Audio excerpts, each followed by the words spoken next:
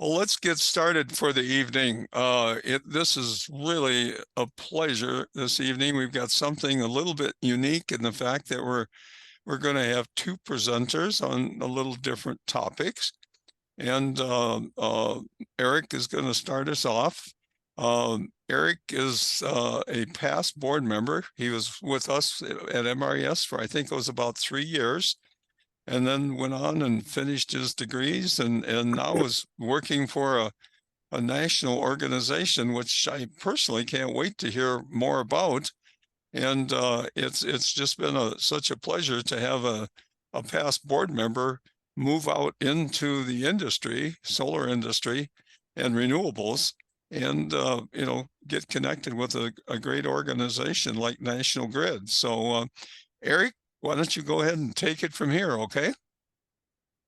Thank you very much, Doug. It's such a pleasure to be here. I am here representing and talking about my work at my current company, National Grid Renewables, but I'm also here as an MRES alum. MRES represents my gateway into the renewables. When I wanted to learn more, when I wanted to get involved, this was my first foray. So Doug and Mark and many others, just meeting people, talking with people. This is really fun to be back, and I've got a lot of great memories with you all. So thank you for having me. It's really fun to be here, and I hope that I can share some of the things I've learned over the past few years about utility scale large renewable energy projects. Um, so with that, I think we'll jump in. Mark, I think you're going to take the second half of the hour, but I'll plan to take up a few minutes and leave a bit for questions and discussion if needed.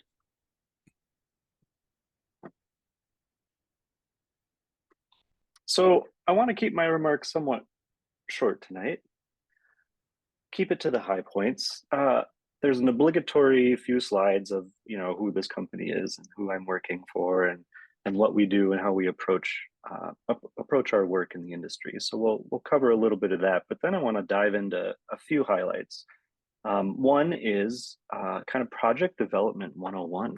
How do we approach the process of kicking off large scale solar, wind, and battery projects across the country? What does that look like?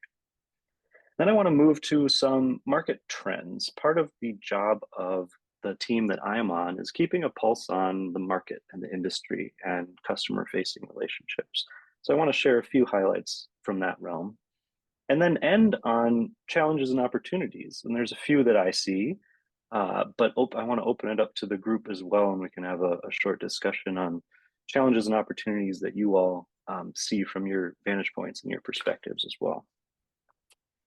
So National Grid Renewables, this is in our own backyard.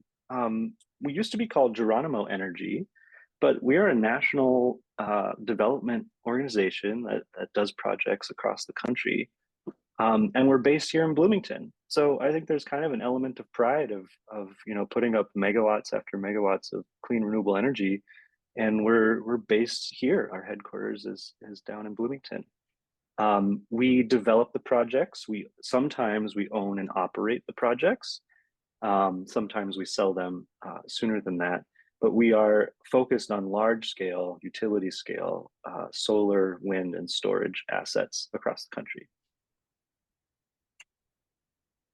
Here's a quick look at all the different departments that are involved in our company.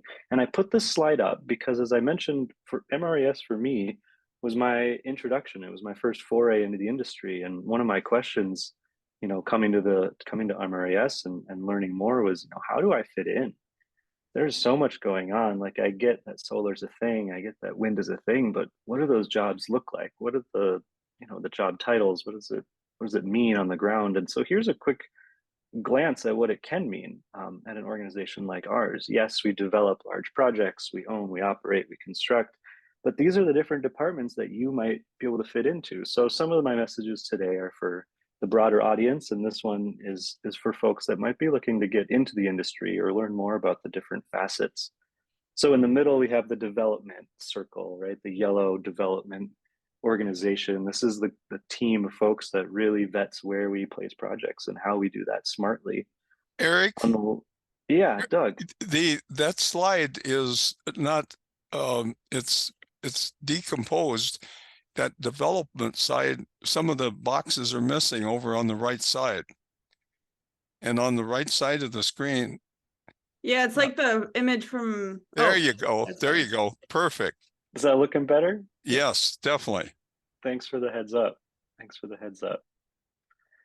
So in the middle, we've got the development core group. This group strategizes, how and where to place our projects and how to get them done. You can see it requires folks that are really knowledgeable in the policy landscape, folks that understand finance, folks that do GIS and mapping.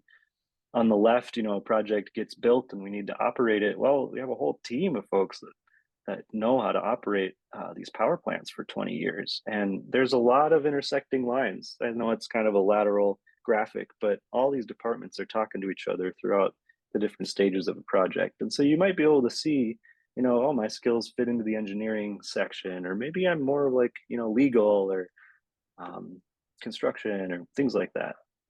My group is the origination group, so this slide is biased. I'm on the right-hand side there. So we're part of the development core group. We're the customer-facing organization or part of the organization. So we really maintain those relationships. We want to know, Xcel Energy, what are their needs over the next 10, 20 years? How can our portfolio map up against their needs and develop offtake opportunities? So we rely heavily on our internal experts, and then we take that and we interface with the customer and develop market strategies. Here's a map that was unfamiliar to me just a few years ago, but is really central and critical when we talk about utility scale renewables and the energy grid. This is showing the different RTOs, regional transmission owners. These are the balancing authorities that spread out across the country and cover the country in different sections. You can see that the outlines don't closely match the states, and so that does add some complications where you might Eric, be. Eric, Is it still not working? Yeah, that's overlaying that slide that you just showed, and the bottom part of the United States is missing. Yeah, it's just weirdly collaging the two slides together. Yeah. How fun is that? There you go. Perfect. Perfect. So there's just a lag. Maybe. All right. Well, keep me posted. Yep. Keep letting me know. We'll just power through. There are different qualities for each RTO. And so when we place a project or develop a project in one RTO, it may look very different than placing a project in a different RTO. This depends on, how they value capacity, the extent of their interconnection, how heavily regulated they are. So when we think about strategy, when we think about the energy transition across the country, we're looking at this map and we're seeing where can we fit in, and where we fit in depends on changes our strategy on how we do that. Some of the focal points for us are the center of the country. Out west, we have California and CAISO. That was one of the early adopters of renewable energy, not surprisingly, and so a lot of the early folks, early developers got a foot in the door and built that out quickly. So that one is kind of a saturated market. It's hard to get a foothold there. Out east, our parent company is called National Grid. They bought Geronimo Energy a few years ago. They have infrastructure out on the East Coast. They have transmission lines, they have natural gas pipelines.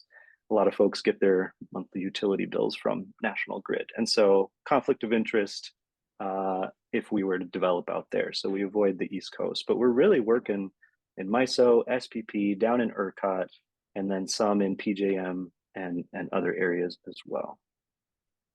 I'm going to try another slide here and move on to this next section where we're going to go through a quick project development 101. So as we think about kicking off a project, it's collaging again. It's collaging again. All right. Well, we could do a couple things, Doug. We could take a 3-minute break and I could make a PDF of the file and then hop back on. or we could plow ahead. Well, what, can you click on this again and adjust it like you did the other ones? Yeah, I'm just toggling back and forth when it has issues. Yeah, because this is such good stuff.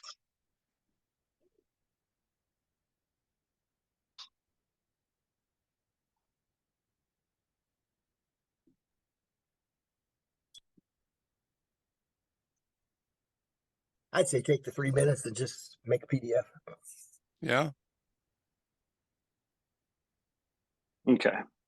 Thanks for your patience, folks. No problem. You're a past board member. Ha ha ha ha. You didn't bring your child. That's all we wanted to see. And I disappointed on that front. So what does that say? I'll show you my cat. Yeah, Mark's usually hard to see in the picture because his cat is spending most of its time in front of the camera. He's lost 2 pounds. When I got him, he was 16 pounds. Now he's 14. I couldn't believe it. I told the vet that the scale had to be wrong. He doesn't look any different to me. Well, just time for a commercial while Eric is working on this. I just wanted to mention to people that we're really at a point where, yeah, there you go, Eric. It's looking good. Sorry to cut you off, Doug. No, well, I was just going to say I just quickly plug in that MRES has all kinds of opportunities to get involved in January and February with different events that we're doing at the Minneapolis Convention Center. We're doing the Home and Garden Show. We're doing the what the heck's called Cabin Show up north, which will be at the convention center, and then also another event at the hotel on the Nicollet Mall. So if anyone's interested, please contact us. We'd love to get some help and have people table and assist us. So anyway, back to Eric. Good pitch. Thanks for the vamp. Thanks for covering. We're back. PDF version. Development 101. This is what we think about all day. We start with developing a project from scratch. Eventually, that moves into the construction phase. And then sometimes we own and operate that plant. So we'll focus on the first step here. And there are 3 pillars that we focus on that we need to acquire to get a project up and off the ground. To proceed at all, we need these 3 things, and this is what we spend a lot of our time pursuing. First is obvious, right? With a big solar project, and even with wind, you need the land. This comes in the form of leased land from farmers or purchase agreements with farmers, but you need to have that land locked down in legal terms with leases established before you can move on and the project can take form. The second pillar is you need to be able to have the rights to plug in your project when it's all said and done. You spend a lot of time and money developing it, a lot of time and money constructing it. You need to be able to know that at the end of that, you're going to be able to plug into the grid and everything's going to be okay. So for that to happen, we go after what we call a generator interconnection agreement. And this is where we work with MISO, or we work with ERCOT, or we work with SPP to make sure that when we're done with the project, everything is all set for it to connect and function properly. We'll get into some of the interconnection ideas a bit later. And the third pillar is you need a permit. We live in a regulated world, and to build a project, there's either a county or a state, sometimes a different authority, but usually a county or a state where you need to get a construction permit to build the project. Once you have the land, once you have the interconnection agreement, and once you have that permit, it's a really de-risked project. You can move forward with all the other minutiae that require attention, but these are the 3 things. Without one of these, the tripod, the stool falls over and the project can't go forward. But there are other things we consider when we're thinking about where to place a project. Resource is a big one. I don't have a map in here, but these maps are all all over the place online, you can see how resource, the sunshine and the wind changes over the geographic diversity of the United States. We want to place projects where the resource is the strongest because that's free energy, free. So we take that into account. Location has other factors as well. It could be that the ground is north facing, which is tricky, or it's hilly, which is tricky. Could be that the community is particularly in support or particularly against the project. Location can make a big impact. Feasibility gets at that permitting issue talked about on the prior slide. Connection gets at the interconnection issue. And then these last two, the market and the demand portions, this is what my team really focuses on. We want to understand what the market is doing and how our project fits into the market. And we want to understand the customer demand in the area. We want to make sure that we're putting a project in a place where we know we have good offtake opportunities in 3 years when this project is going to be marketable.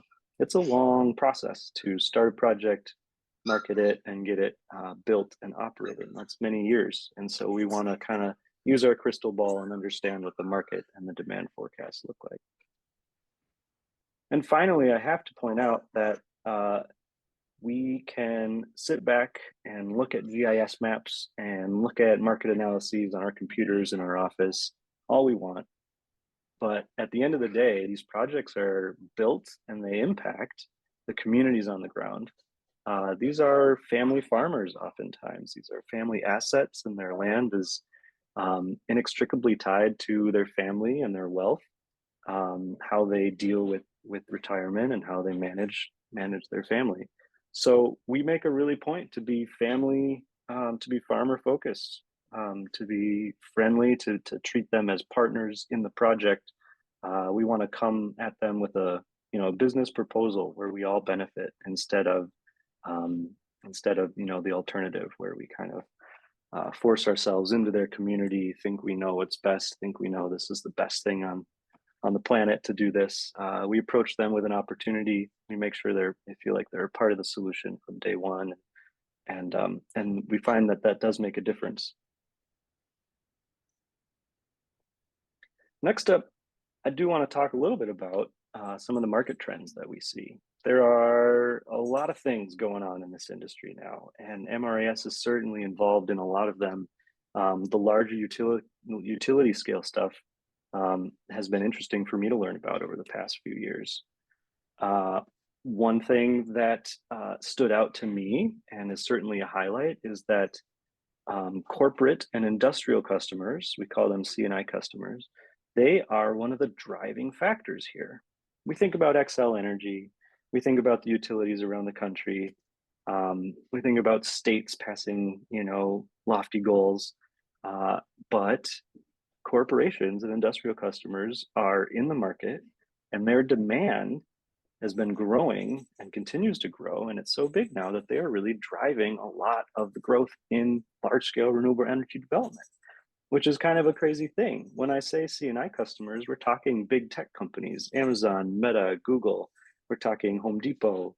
We're talking Bed Bath & Beyond. We're talking, some of these companies that you might not think like, why do they want to buy a solar project? Well, their shareholders have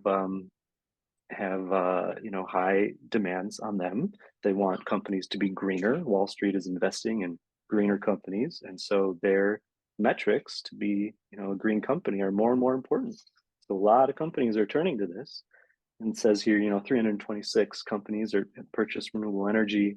This is a graphic I stole from American Clean Power, but it gets at the fact that corporations are really driving a lot of this growth.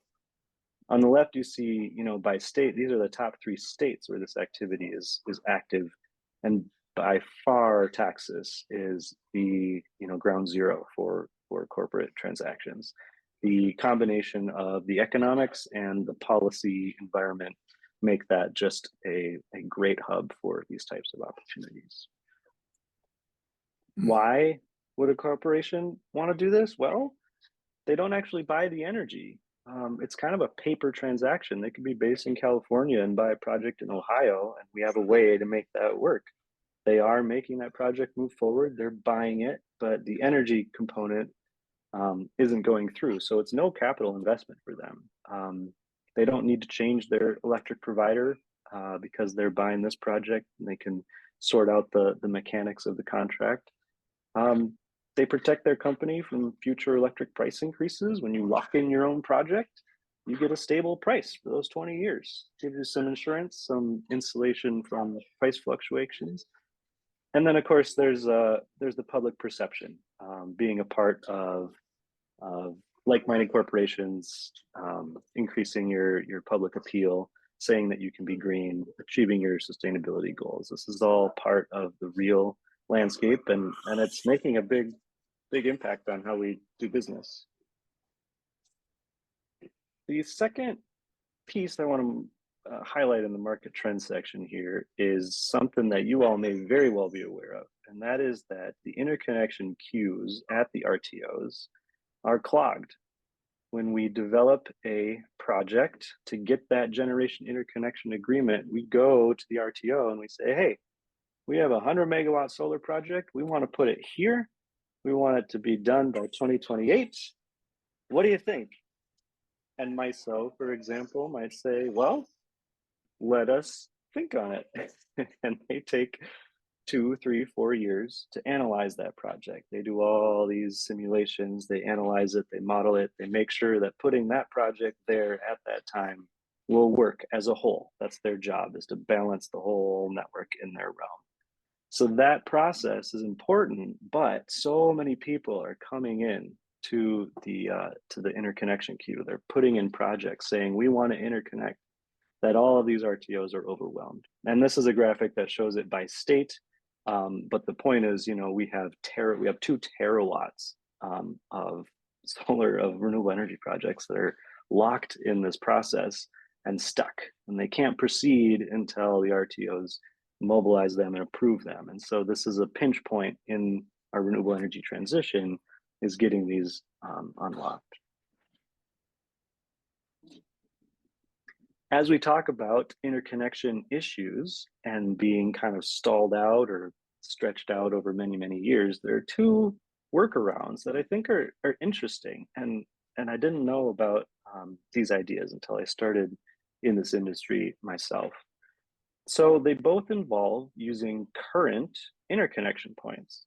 Instead of starting, you know, a new interconnection point for this project, you use a current one, and that allows you to circumvent the whole interconnection queue and use a much more expedited process for approval. So the first is called surplus service. This one's a cool idea. Say you have a gas peaker plant that operates 1% of the time or 10% of the time. Its existence is only there to cover the peak load of the utility over the course of the year. In the middle of the summer, everyone turns on their air conditioning units and load peaks, and maybe that's the peak for the whole year. And to cover that, they need a plant or 2 or 3 that can turn on at a moment's notice and cover that peak. And those are those gas peakers. So they sit there for 99% of the time or 90% of the time. With a surplus service, you build renewables at that site and interconnect where that peaker is interconnected. And you can pump clean energy into that interconnection all the other time that that plant is not running. I think that's a cool workaround. A lot of people are pursuing that. The other one is called a generator replacement, and this one makes a lot of logical sense as well. Xcel decides to retire a coal power plant. Well, that interconnection point is still usable. All the transmission lines, all the infrastructure is there to pump megawatts, hundreds of megawatts of electricity from that location. So the coal plant gets retired, build renewables on top, and use that same interconnection point. That also circumvents the interconnection queue and gets you through the process quicker. 2 kind of pro tips from the developer side that allow you to move projects along more quickly.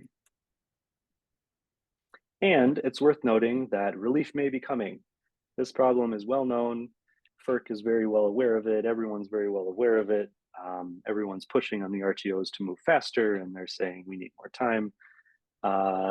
This is a lot of smart people are working on this, and FERC is you know, potentially coming out with a solution or whatnot. So keep an eye on that. And just one more slide here. I want to end on challenges and opportunities. There's one gorilla in the room that I haven't mentioned yet. You all may be able to guess it, but there's one major item that affects our industry that I haven't brought up till now. And yes, you're right, it is the Inflation Reduction Act. This slide was intended to feed in, one thing at a time to be very dramatic, but in PDF form, it's all there for you to see. So are you more concerned about the challenges or excited about the opportunities in the industry today? Underneath the logo there ahead, the answer is yes. It's all true. There's a lot going on, a lot of moving parts. Yes, a lot of chances and opportunities, but a lot of messiness, a lot of challenges. So we go through these, one by one, and the Inflation Reduction Act is incredibly important and meaningful. And I think it's a great step, but it is a double-edged sword sometimes. So for example, it gives a ton of money for clean energy investments, the most ever, right? The most ambitious climate and energy legislation ever passed in this country. Tons of money flooding into this industry. Also, that means that more people are flocking to the industry. You get more startup developers. You get big behemoths that say, hey, let's open up a development arm and try our hand at this. It's booming. And that leads to the clogged interconnection queue. That's one of the reasons. It leads to strained supply chains. It leads to more competition. That's an okay thing, but it does pose challenges when you flood a bunch of public money into an industry. So good and bad on that front. The PTC and the ITC are integral to our industry. They stand for the production tax credit and the investment tax credit. There are two different mechanisms to get the same thing, which is a 30% public deduction on your project. That's a huge amount of savings. And so developers rely on these policies. And before the IRA, they were being extended, for 2 years and then reevaluated, and then extended for a year and then reevaluated, and then extended with a phase out over the course of 3 years. And that is a really hard business environment for businesses to plan these projects that take 5 or 7 years to really game plan around, right? If this project is going to be built in 5 years, do we know if that tax credit will be there? And so the IRA gives a 10-year policy certainty, 10-year runway for developers like us and many others to have that certainty, to game plan more than just a few years out in advance, to be able to put bigger plans in motion. That's really going to help the energy transition. However great that is, because it is a tax credit, the IRS has to be involved, and they have to issue the detailed tax guidance on what qualifies under these policies. So although the IRA says, yes, this is generally what this policy does, they pitch it to the IRS to make sure it all works and to provide the details. And those details have been slow to come out. So although we know some detail from the IRA, we're waiting on a lot of detail on what qualifies for an energy community or for domestic content. These things take a while to figure out, and the government tends to work a little slowly. So there's some challenges on that front too. And then the final one I wanted to highlight, this double-edged sword. A lot of this money floods into greater America. These projects exist in rural locations, and that's great. Love reinvigorating, rural communities. It also, you might think, might benefit, a bipartisan initiative where you have, rural and urban folks, you have progressives and liberals maybe coming together on this because there is common ground. But in fact, we're seeing a major increase in local opposition. Since COVID ended, there are national organizations that go around and support the local communities that want to oppose these projects. And everyone has a right to oppose a project coming into their community. We make sure that we get our landowners on board, and they are really the voices in support. We get them on board and use them as microphones to get the conversation going. But that local opposition is a major challenge for developers as we see that continue. And so I'll wrap it up there. I'm happy to answer questions or keep the conversation going. I'm curious, what you all see as challenges and opportunities for the industry today. I talked a lot about large scale. There's a lot of good work happening behind the meter with local solar on schools, with solar on residential and commercial properties. There's a lot of good work happening at that scale too. So I'd be curious if anyone has any thoughts on challenges and opportunities from your perspective. And thank you for listening. Eric, just a quick question. How large is your organization? We have about 250 employees right now, and we're growing quite fast as we expand our operations center. And are most of them in Minnesota? Yeah, our only office is here. Our headquarters is here. I don't know the numbers, but I'd guess, maybe 150 to 200 of them are here. And then we have a smattering of remote folks around the country. Okay. Mm-hmm. Well, one of the questions I've got, and you and I've talked a little bit about it, can you share with us any information on the huge XL Energy project up at Becker? Is your company involved in that? Yeah, it's public. So we are involved.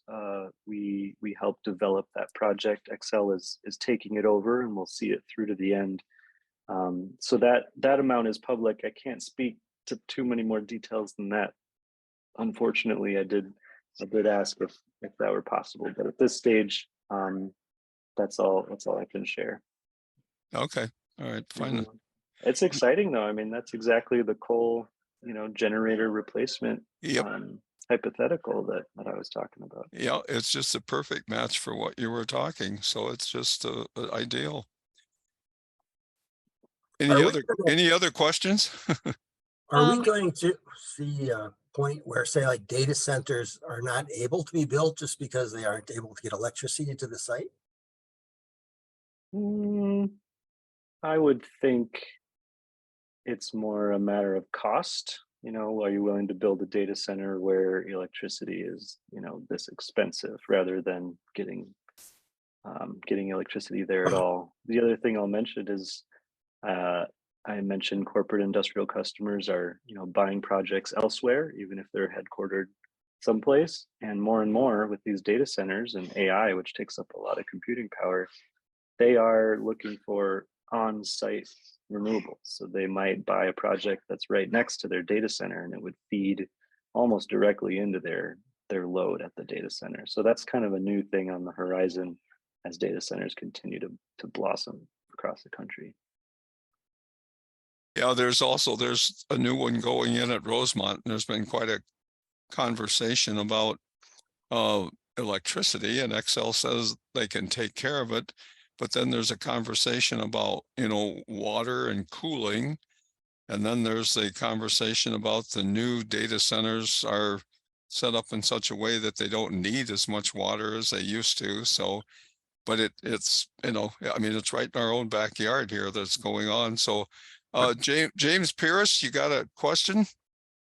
Yeah, I was really curious about how you're going to handle this meso backup log thing that you're talking about with augmenting a gas standby or replacing like a coal generator. Mm-hmm. If you have a coal generating plant, are you going to be building this thing alongside of it and then hooking into it, or are you going to totally destroy the old one and build up a new one, and you have a big lag in production that way? Yeah, you're right. I think the easy answer, James, is that the decision on what to do with the current plant, whether it be a peaker or a coal plant, falls on the utility. And so we can't totally coordinate that, but they will put out an announcement, say, hey, XYZ coal plant, we plan to retire that in 4 years. And that's kind of a little light bulb moment for developers. Say, okay, like, let's look at that area. It's possible there would be a lag in generation at that location. Most certainly there would be between like retirement and putting on renewables. But you can build the renewables like around the surrounding area while they're decommissioning a plant. And then the interconnection would just have to happen kind of, you know, in that transition period. If anybody has questions, please raise your hand and I'll call on them. I've got a Chris, question. go ahead, Chris. Hi, Hey, Eric. Chris. How are you doing? Hey. I am wondering, well, there's a few questions, but I'll just focus on this one. The opposition you're getting locally, when you were talking about that to these projects, and the organization, it sounds like it's kind of a national organization that's going around trying to feed a sort of negative aspects of the project. I'm assuming. How do you, if it's an effort like that, is there a counter effort on the other side that's helping developers talk to town councils, et cetera, whatever is needed to tout the benefits, both job creation, energy, environmental? I mean, you know, what are all the attributes? It's a great point, Chris. And the short answer is yes. I think there's a little bit of a lag. So the opposition movement has kind of kicked off in force over the past couple of years. And you're right, it's a national organization. I can't remember the name for the life of me, but they're pretty well resourced, and they find these projects and they find the local community members and provide talking points and direct funding and intelligence, right? How to navigate the system, kind of information that way. The lag. What do they say? What are their points? What's the big thing that turns people off? The use of the land, the loss of agriculture. What do they say? Yeah, well, keep going. You want to take any more guesses? Those two were right. They say loss of prime agricultural land. They say they're visually unappealing. The aesthetic nature isn't what they want in their community. There's a lot of misinformation about the health hazards. You talk about high voltage lines. You talk about all these electrified panels. What does that do? There's talk of, you know, windmills, wind turbines do kill birds. That's a fact. But the amount and the rate and the danger of that is exaggerated quite a bit. There's concern over the environmental impact once the plant has lived its useful life. Are we gonna come back and remove the panels? What happens if the panels break? Are there contaminants in the panels? Short answer is no, nothing that will leach into the soil. It's all very safe, and as a part of our development plan, we make sure we have a decommissioning plan. In fact, that's legal. We're bound to have a decommissioning plan in place at the time of construction, so that we know if we go bankrupt, there's a plan in place and money set aside to come back in 20 years and make sure the land is restored to its original state. So we have responses to a lot of the concerns, but it's not to say that the concerns aren't valid most of the time, and they're pretty prevalent when we talk to communities. Wow, okay. Standard.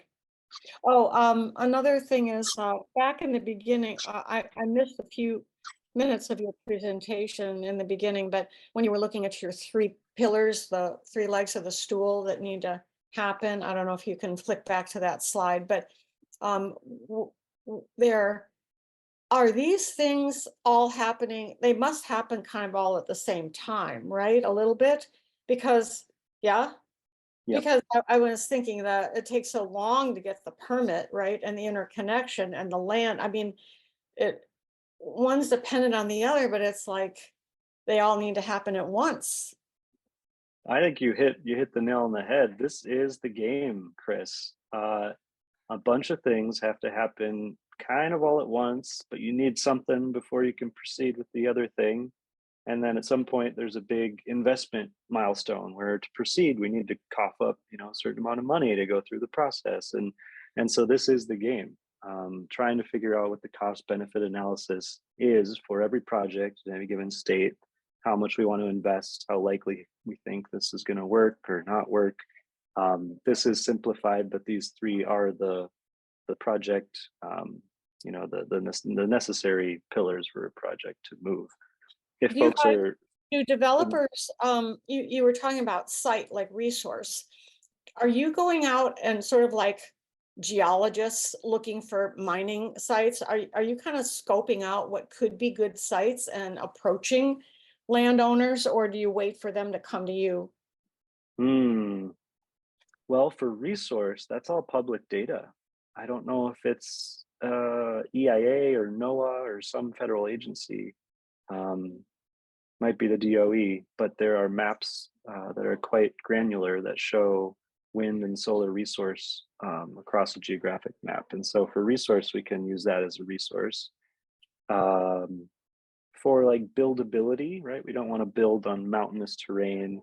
Karst terrain is also difficult for construction folks. And so for that, we have other desktop resources, but eventually, yes, we go out in the field, we take, you know, borings from the soil, and that impacts our cost estimate and things like that. So it's a mix, Chris, and like we mentioned earlier, more desktop stuff at the front end to de-risk a project, and then as you get more invested, you send crews out to do more, you know, hardcore soil sampling and science. I was just wondering if you do some of that work before you might go approach owners and say, you know, you got a great opportunity here. Are you selling yourselves, or wait for them to come to you? Yeah, one of the things I'm grappling with is one of the first things you need is the land. And because you need the land locked down to even enter into the interconnection agreement and even to apply for the permit. And so by nature of that fact, we're approaching landowners early in the process, Chris. And that Okay. means that we are telling them the truth, which is, this looks really promising. There's a long way to go and a lot of hoops to jump through and a lot of things that have to fall into place for this to actually happen. But will you sign your land up with us so that we can start that process and see where it goes? It is not a full-fledged sign here and you get all the benefits. It's, we sign up early and we work with them on the risks, and then we hope for the best with all the other steps. Okay. Thanks. Yeah. Eric, you know, one of the places that you talked about that to me was really interesting was Texas.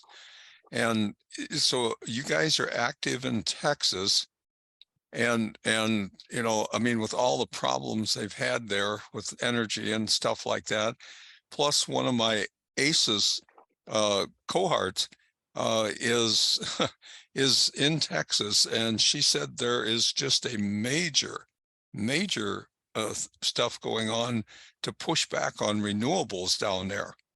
And are you sensing that at all? Or because she said I mean, the political spectrum is just unbelievable what's going on.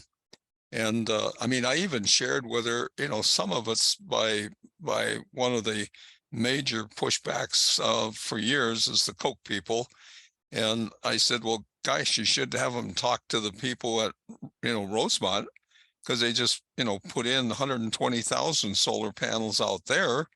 And they must have done quite a bit of investigation. And so, you know, what would be the difference between that situation and Texas, you know, where they also operate? And so I'm just curious, are you guys getting involved in the Texas area?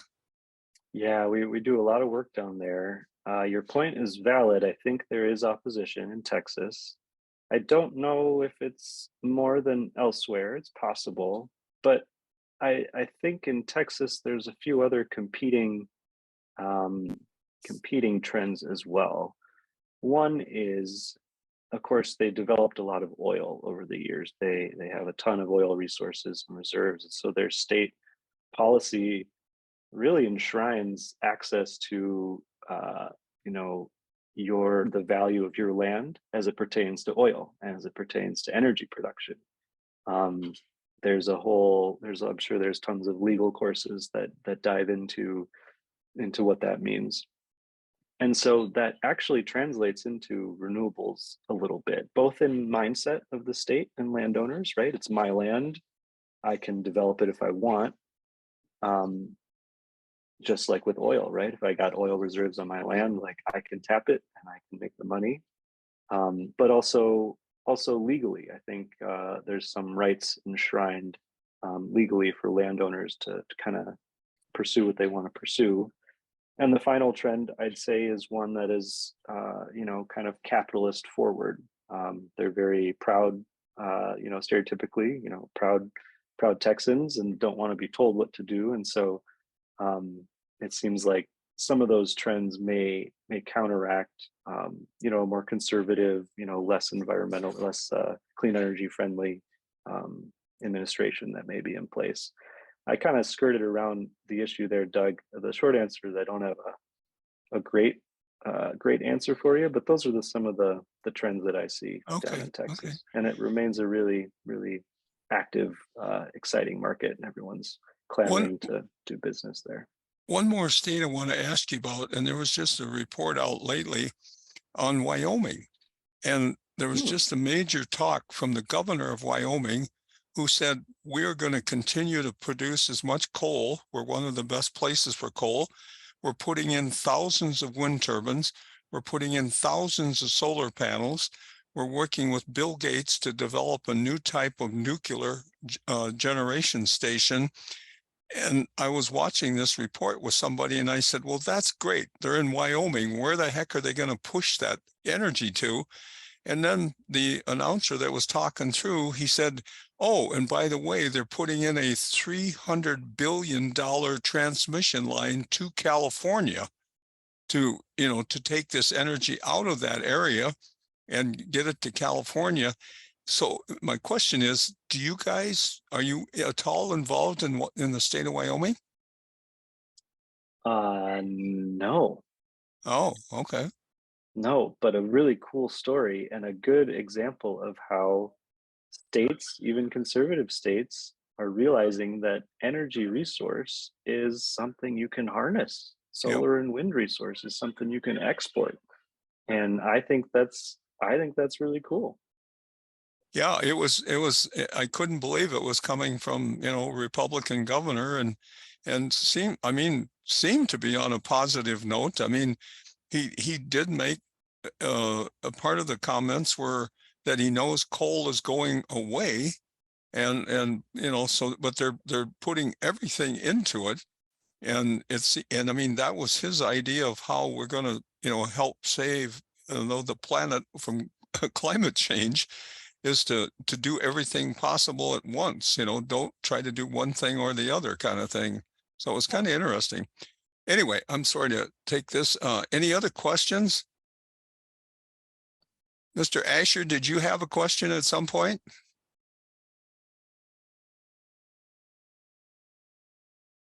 Oh, thank you. No, I think it was great questions. And also, thank you for bringing up what you heard about the Wyoming governor. I saw that article too. It was excellent. But thank you very much, Eric. Yeah, Eric, this has been great. I think we could go on. And I mean, it's so, to me, so exciting and interesting to have somebody like yourself who, is in the middle of all this, able to, bring it down to the level where all of us can somewhat understand it, So thank you so very much for doing this.